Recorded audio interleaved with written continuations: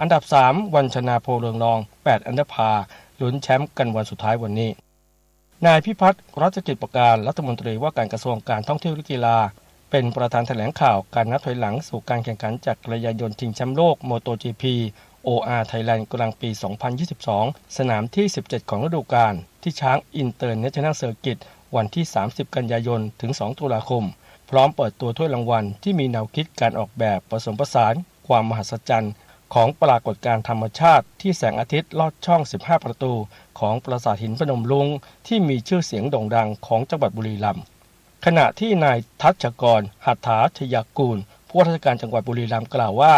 การจัดการแข่งขัน MotoGP ปีที่ 3 ยังคงรักษามาตรฐานให้มีความสมบูรณ์แบบที่สุด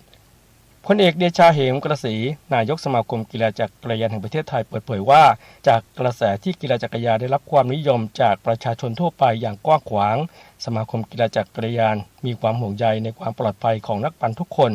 จึงขอให้ผู้จัดการแข่งขันสมาคมกีฬาแห่งจังหวัดและสำนักงานการกีฬาแห่งประเทศไทยทุกจังหวัดที่มีโครงการจัดการแข่งขันจักรยานที่ใช้กฎกติกาของสหพันธ์จักรยานนานาชาติหรือ UCI ต้องทำหนังสือขออนุญาตจัดการแข่งขันกับสมาคมกีฬาจักรยานให้ถูกต้องตามระเบียบก่อนการแข่งขัน30วันพงษ์เกษมสมศุขรายงานต่อไปรับฟังพยากรณ์อากาศค่ะประกาศกรมอุตุนิยมวิทยาเรื่องฝนตกหนักถึงหนักมากบริเวณประเทศไทยและคลื่นลมแรงบริเวณทะเลอันดามันตอนบนและอ่าวไทยตอนบนฉบับที่12ร่องมรสุมกำลังแรงพาดผ่านภาคกลางเข้าสู่หย่อมความกดอากาศต่ำบริเวณภาคตะวันออกเฉียงเหนือตอนล่างประกอบกับมรสุมตะวันตกเฉียงใต้กำลังปานกลางยังคงพัดปกคลุมทะเลอันดามันภาคใต้และอ่าวไทยลักษณะเช่นนี้ทำให้ภาคเหนือภาคตะวันออกเฉียงเหนือมีฝนตกหนักมากบางพื้นที่โดยมีฝนตกหนักบางแห่งบริเวณภาคกลางรวมทั้งกรุงเทพมหานครและปริมณฑลและภาคตะวันออก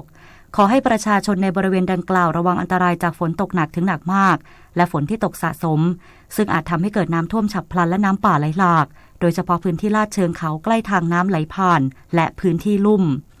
สำหรับคลื่นลมบริเวณทะเลอันดามันตอนบนมีกำลังปานกลางโดยมีคลื่นสูงประมาณ2เมตรบริเวณที่มีฝนฟ้าคะนองคลื่นสูงมากกว่า2เมตรขอให้ชาวเรือในบริเวณดังกล่าวเดินเรือด้วยความระมัดระวังและหลีกเลี่ยงการเดินเรือบริเวณที่มีฝนฟ้าคะนองเรือเล็กบริเวณทะเลอันดามันตอนบนควรงดออกจากฝั่งต่อไปอีก1วันจึงขอให้ประชาชนติดตามประกาศจากกรมอุตุนิยมวิทยาและสามารถติดตามข้อมูลที่เว็บไซต์กรมอุตุนิยมวิทยา www.tmd.go.th หรือที่023994012-13และ1182ได้ตลอด24ชั่วโมงพยากรณ์อากาศตั้งแต่เช้าวันนี้จนถึงเช้าวันพรุ่งนี้ภาคเหนือมีฝนฟ้าคะนอง180ของพื้นที่กับมีฝนตกหนักถึงหนักมากบางแห่งบริเวณจังหวัดแม่ฮ่องสอนเชียงใหม่ลำพูนลำปางพะเยาแพร่อุตรดิตถ์สุโขทัยตากกำแพงเพชรพิจิตรพิษณุโลกและเพชรบูรณ์อุณหภูมิสูงสุด 31-33 องศาเซลเซียสภาคตะวันออกเฉียงเหนือมีฝนฟ้าคะนอง170ของพื้นที่กับมีฝนตกหนักถึงหนักมากบางแห่งบริเวณจังหวัดเลยหนองบัวลำพูหนองคายบึงกาฬอุดรธานีสกลนครนครพนมชัยภูมิขอนแก่นกาฬสินธุ์มหาสารคามและนครราชสีมาอุณหภูมิสูงสุด 29-32 องศาเซลเซียสภาคกลางมีฝนฟ้าคะนอง170ของพื้นที่กับมีฝนตกหนักบางแห่งบริเวณจังหวัดนครสวรรค์อุทัยธานีกาญจนบุรีลพบุรีและสระบุรีอุณหภูมิสูงสุด 30-33 องศาเซลเซียสภาคตะวันออกมีฝนฟ้าคะนอง160ของพื้นที่กับมีฝนตกหนักบางแห่งบริเวณจังหวัดนครนายกปราจีนบุรีชลบุรีระยองจันทบุรีและตราดอุณหภูมิสูงสุด 28-32 องศาเซลเซียสลมตะวันตกเฉียงใต้ความเร็ว 15-35 กิโลเมตรต่อชั่วโมงทะเลมีคลื่นสูง 1-2 เมตรบริเวณที่มีฝนฟ้าคะนองคลื่นสูงมากกว่า2เมตรภาคใต้ฝั่งตะวันออกมีฝนฟ้าคะนอง160ของพื้นที่บริเวณจังหวัดเพชรบุรีประจวบคีรีขันธ์ชุมพรและสุราษฎร์ธานีอุณหภูมิสูงสุด 30-34 องศาเซลเซียส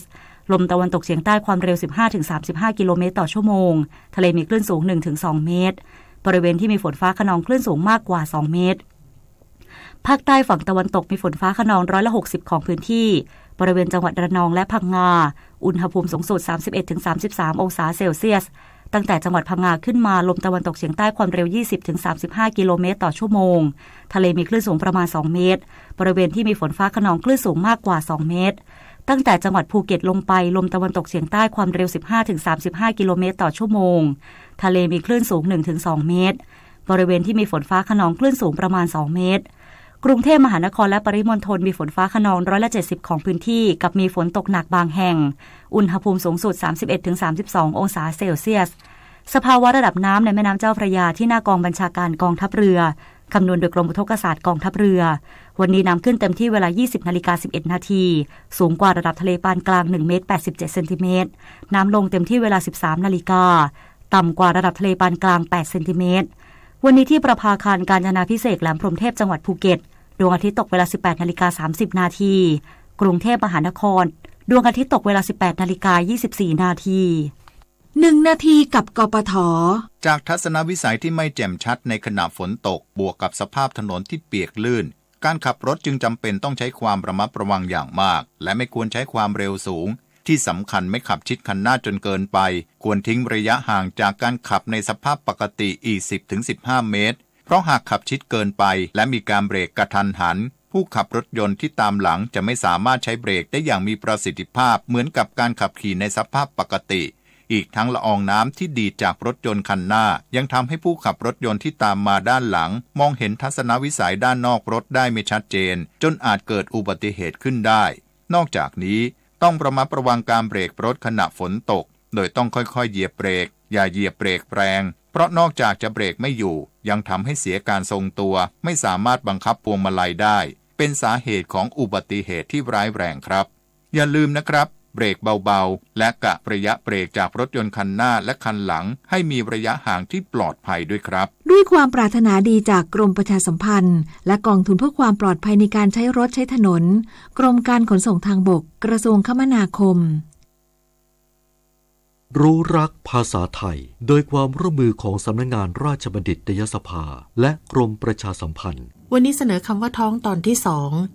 ท้องนอกจากจะหมายถึงอวัยวะแล้วยังหมายถึงสิ่งที่มีลักษณะกว้างใหญ่เวิ้งว้างเช่นท้องฟ้าท้องนาท้องทุ่งท้องน้ำท้องทะเล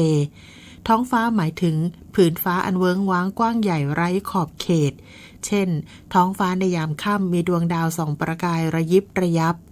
ท้องนาหมายถึงผืนนาอันกว้างใหญ่เช่นเขาเป็นเด็กที่มาจากท้องนาจึงอดทนต่อความยากลำบากได้อย่างไม่ย่อท้อ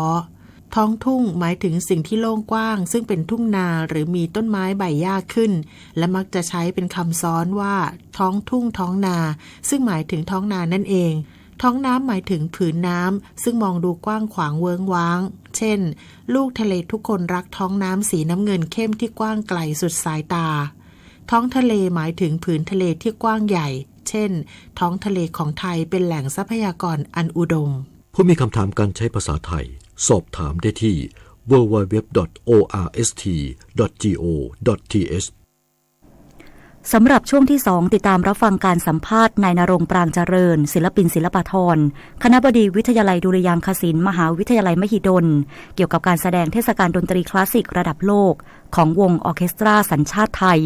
เพื่อส่งเสริมศิลปวัฒนธรรมร่วมสมัยของไทยให้เป็นที่รับรู้ในระดับนานาชาติค่ะ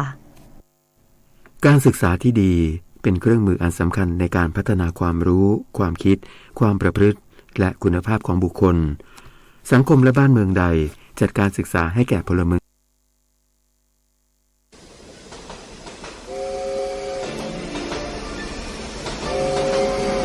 ข่าวสารเพื่อการประชาสัมพันธ์กำหนดการฟังเทศรายการรถด่วนขบวนพิเศษฤดูกาลเข้าพรรษาปี 2565 จัดโดยคณะสงฆ์จังหวัดเชียงใหม่องค์กรเครือข่ายชาวพุทธจังหวัดเชียงใหม่ดำเนินงานโดยกลุ่มหนุ่มสาวจังหวัดเชียงใหม่ขบวนที่ 8 10 กันยายน 2565 ขึ้น 15 ค่ำเดือน 12 เหนือกลับมายังพุทธสถานเชียงใหม่ 20 นาฬิกาเป็นการจัดงานวันกตัญญูพุทธสมาคมและมูลนิธิพุทธสมาคมเป็นเจ้าภาพขบวนที่ 9 18 กันยายน 2565 แรม 8 ค่ำเดือน 12 เหนือรถด่วนไปยังวัดรังกาตำบลฟ้าห้ามอำเภอเมืองเชียงใหม่จังหวัดเชียงใหม่ 20 นาฬิกาฟังพระธรรมเทศนา1กันขบวนที่ 10 25 กันยายน 2565 แรม 15 ค่ำเดือน 12 เหนือเดินทางไปยังวัดอรัญยวาสตำบลบ้านปงอำเภอหางดงจังหวัดเชียงใหม่ 20 นาฬิกาฟังพระธรรมเทศนา1กันขบวนที่ 11 3 ตุลาคม 2565 ขึ้น 8 ค่ำเดือนเกียงไปยังวัดสันป่าแดงตำบลต้นเปาอำเภอสันกำแพงจังหวัดเชียงใหม่ 20 นาฬิกาฟังพระธรรมเทศนา1กันขบวนสุดท้าย 12 10 ตุลาคม 2565 ขึ้น 15 ค่ำเดือนเกียงเดินทางไปยังพุทธสถานเชียงใหม่ก็เป็นวันมอบโล่กลุ่มหนุ่มสาวจังหวัดเชียงใหม่เป็นเจ้าภาพในช่วง 20 นาฬิกาก็เป็นรายการกำหนดการรถด่วนขบวนพิเศษเทศกาลเข้าพรรษาในปี 2565 จัดโดยคณะสงฆ์จังหวัดเชียงใหม่องค์กรเครือข่ายชาวพุทธจังหวัดเชียงใหม่โดยมีกลุ่มหนุ่มสาวจังหวัดเชียงใหม่ดำเนินการก็เป็นกำหนดการที่ท่านจะได้ไปร่วมกิจกรรมในส่วนของรถด่วนขบวนพิเศษในปีนี้ก่อนจากยกมือไหว้กันส่งสัญญาณ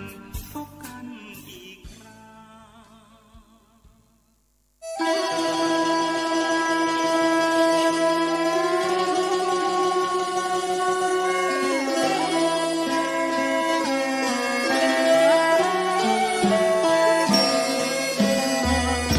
งเนื่องในมหามงคลวโรกาสแห่งเทศกาลเข้าพรรษาประจำปีพุทธศักราช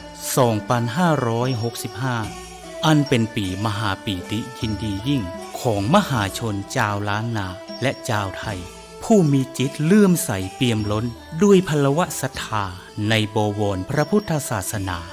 อีกทั้งเป็นปีที่เวียนรอบมาบรรจบครบ144 ปีชาตกาลแห่งพระครูบาสลีวิจัยพระตนบุญตนยิ่งใหญ่ในเมตตาธรรม